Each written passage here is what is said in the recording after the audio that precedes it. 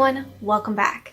It's officially October. As you can see, I am in my autumnal element, and I am here to bring you the first Top 5 Wednesday of the month. Top 5 Wednesday was created by Ginger Reads Laney, and I will put a link to the Goodreads group down in the description box if you want to check it out. The topic for this week is your favorite magic systems. Number 1 on my list has to be the magic system in the Kingkiller Chronicles series by Patrick Rothfuss. And if I'm talking about the series, I have to show off my gorgeous edition of The Name of the Wind. Beautiful cover, red sided pages. It's just so good.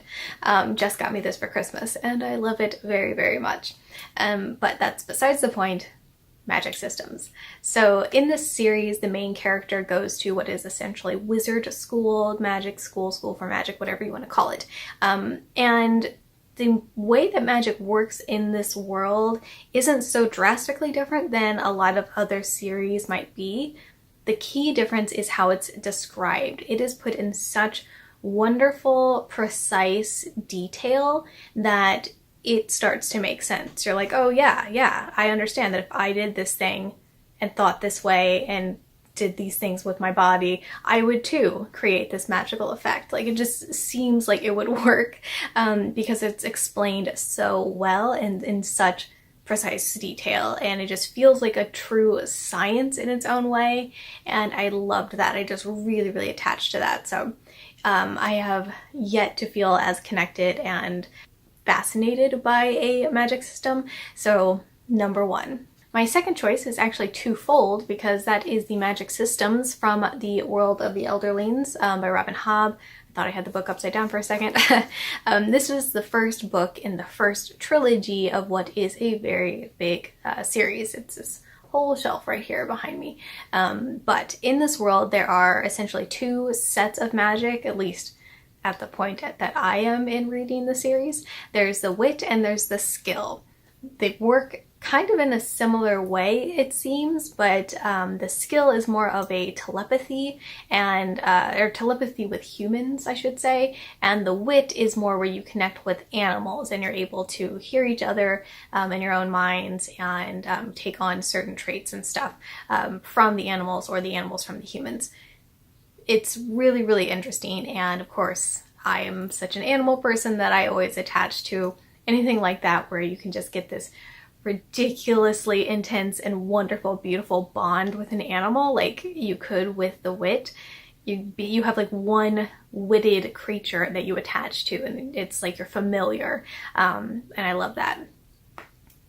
The thing that was really striking about this system, these systems I should say, and this world is the fact that there is a societal prejudice against one versus the other. The skill is considered something that is very prestigious. Only the highest class of people would have this, and it's something that royals have.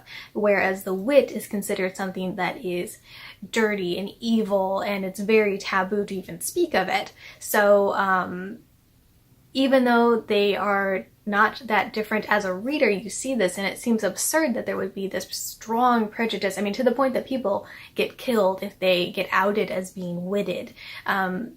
It seems absurd that there is that just arbitrary decision made in the society that one is terrible and one is great. And by including that in her world, Hobb has really highlighted the similarly absurd and arbitrary way that our society has deemed things to be bad versus good and things that we should have prejudices against. And yeah, I thought that was such a wonderfully fantastical way of representing that, and that's one of the things I love about Hobb's books, is that she writes these things and these characters, situations, components of the world, and they all just seem to really dig deeply into ourselves, our society, our relationships, the way that I as an individual interact with other people. I have really sat and thought about it so much because of her books, and that is just something that's really wonderful. And that was a very big tangent about why I love Robin Hobb's books, but the magic system is in there. Number 3 on my list I don't actually have a physical copy of, but that is the Powder Mage series by Brian McClellan. Now, I've only read the first book, which I believe is called The Promise of Blood, and it's admittedly been quite a while since I read it, but I always look back at this book when I think about interesting magic systems, and that's because, so this is sort of a flintlock fantasy series where there's a civil war brewing, and the really interesting thing is that the mages in this world are fueled by gunpowder. They actually ingest gunpowder and then are able to use it to do magic. And that is a really interesting concept for several reasons, because for one, they really have to watch their dosage because they can become dependent on it. They have to start taking larger and larger amounts just to create the same amount of magical effects that they previously did at a smaller dosage. They also become addicted to it. They have all of these things that can happen to them in their physical body by ingesting this gunpowder, but that is the way that they're able to do their magic. So it just really creates this interesting situation for all of the mages. And I hadn't really come across that before, so that one has really stuck with me. Number 4 on my list is the magic system in Sorcerer to the Crown by Zen Cho. This takes place in an alt history Regency era Britain, where the human society is located just outside of this fairyland where the fairy folk live, and it is from them that the humans get their magic. So it's sort of almost a trade deal where they depend on the exporting of magic from these fairies in order for them to do any sort of magic. So their abilities are directly limited by the resources that are made available to them. In fact, when the book starts, they are in a magical shortage, and that is part of the plot line. So they have to talk with the fairy folk and try to figure out how they can convince them to give them more magic, and also more familiars, which are these little egg things that hatch into a familiar. And to be a sorcerer, you need a familiar. So there's this, again, there's a whole trade deal, and I'm making it sound way more complicated than it needs to be. But I thought that was a really interesting approach, and it definitely added an interesting element to the story. Then my 5th and final pick here is actually from a book I have not read, but I anticipate that I will really enjoy it because of the magic system. And that is the Mistborn series by Brandon Sanderson. I've heard a lot about Brandon Sanderson, some good, some bad. I've never actually read anything by him, but I've heard that this has a magic system based on metal, and that sounds really interesting.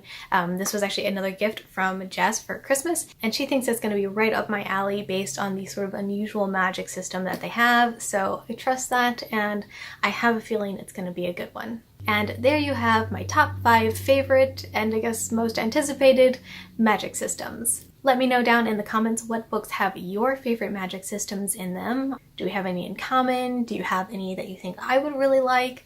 Let me know and let's chat. And thank you all so much for watching. Please like this video if you enjoyed it, and subscribe if you'd like to see more. I hope you all are having a magical week so far, and I will talk to you soon. Bye!